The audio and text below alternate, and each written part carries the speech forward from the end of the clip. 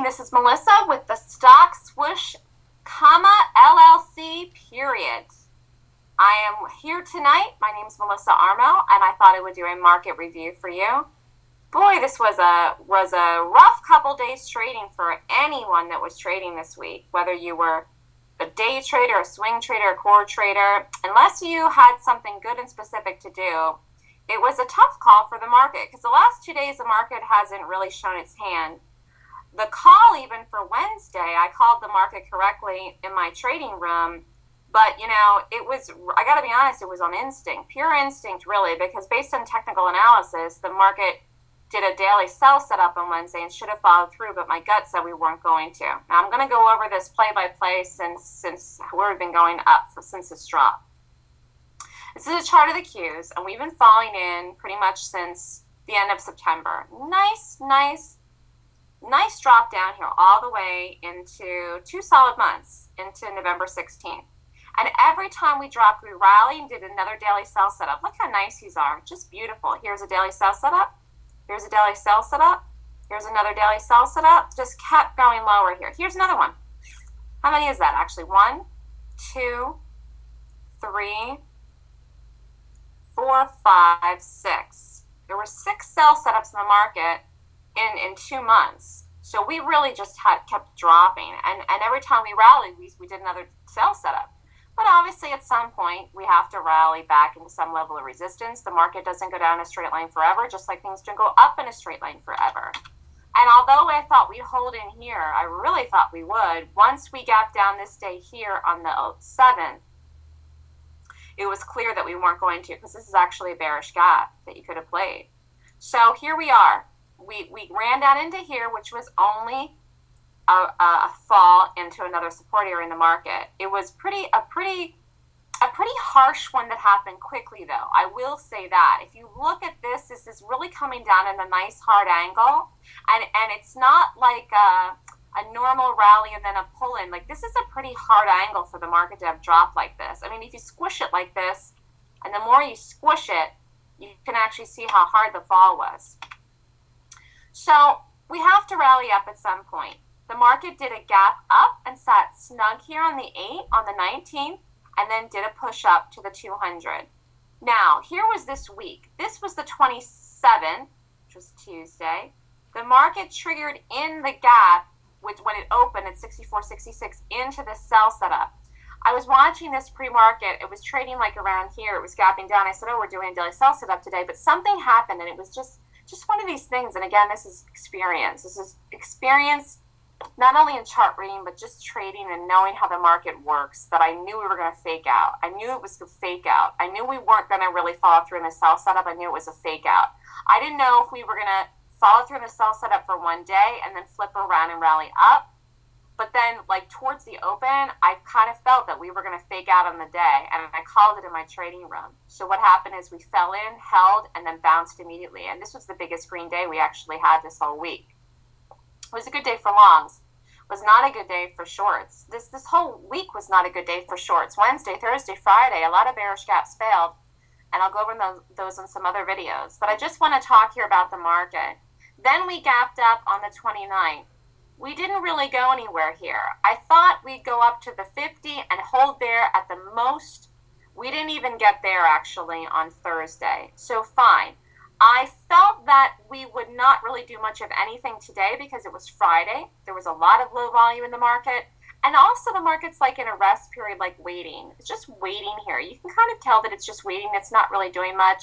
There wasn't a lot of player volume in the market. We'll go look at the 50, 16-minute charts. But I really didn't think the market was going to come in at all because this Qs was holding here in the 200. This is a big support area. We were back up around here. Okay, remember this? And we are just sitting here. I believe that we are going to have to watch and see what we do next week. I think there's a potential for us to gap up one day next week and then push up and rally into this resistance area. How this happens, we have to wait and see. It's going to be buying or short covering, and I think it's going to be buying that pushes us up because I don't think these shorts, okay, and here are ready to cover on this yet. They have a bias that the market's going to continue down, and their areas are looking up here. So they wouldn't necessarily like take positions off thinking that the market isn't going to do anything but hold this area if there's people are short. Do you follow me? Unless they take some off. So everybody's kind of waiting to see what the market's hand is here with this. So the bottom line is the trend since September has been down. We're rallying up now into an area of resistance. I think we come up here.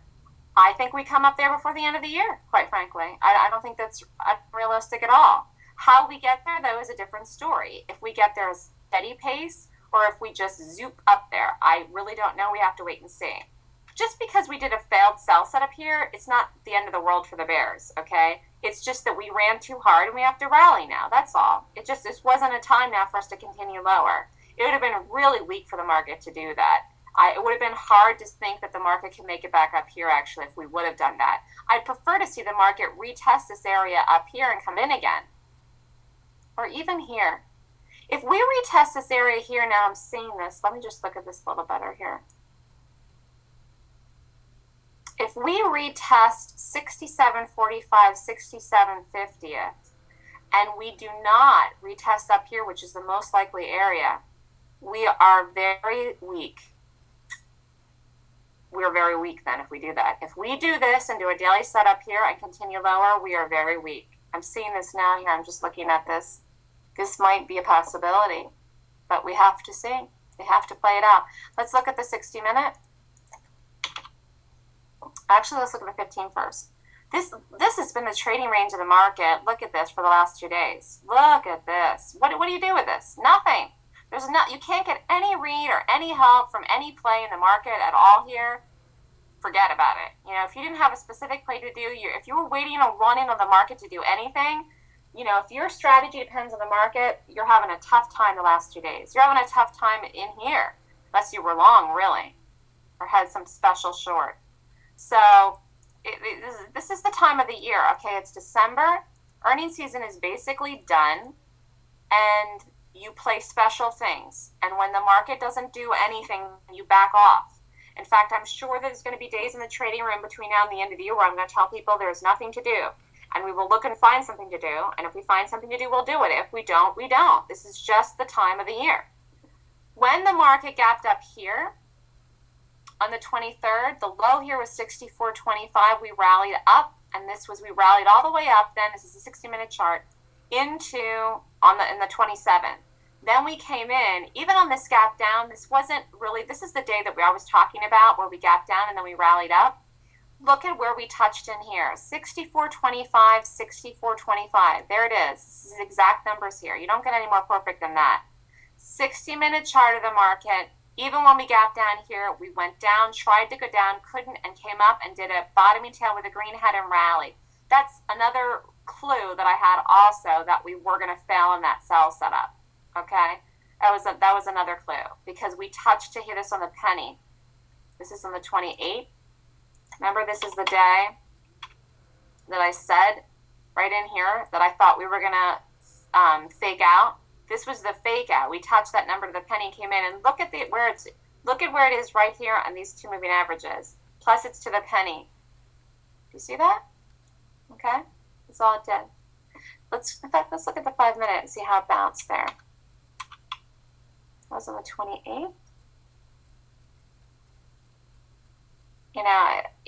This is technical analysis, but I got to be honest, some of it was instinct. But here, okay, that's what it did. So you have to be aware of this stuff. I don't care what you play. Learn to read the market. I don't play the market. I should have played the market that day. But you have to learn how to read these things correctly so you know what to do. With anything that you do, you got to be able to read the market because it does affect stuff that you do in reference to taking targets, not taking targets, or having difficulty with your strategy. Sometimes the market will affect things working correctly. Not forever, but maybe for a period when the market is trying to figure itself out.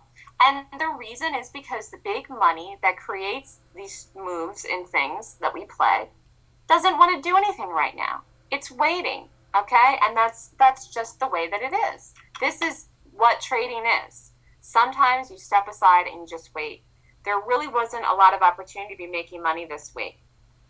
You take the opportunity when you see it, and you step aside when you don't. And if you want to try something, you think it's going to work, you take a small position then. You don't blow up your account on weeks and days like this, like we had the last 2 days. I'm sure people had a tough time the last 2 days trading, but you got to take it easy. You have to take it easy during the holiday season right now. We will have stuff to do between now and the end of the year. There's going to be some earnings out, some financial news, and there's going to be stuff to do going into the end of the year when companies have stuff that comes out and they report. But it's not going to be like every day is a million things like during earnings season. But it is the end of a calendar year, so stuff will move. We will get stuff.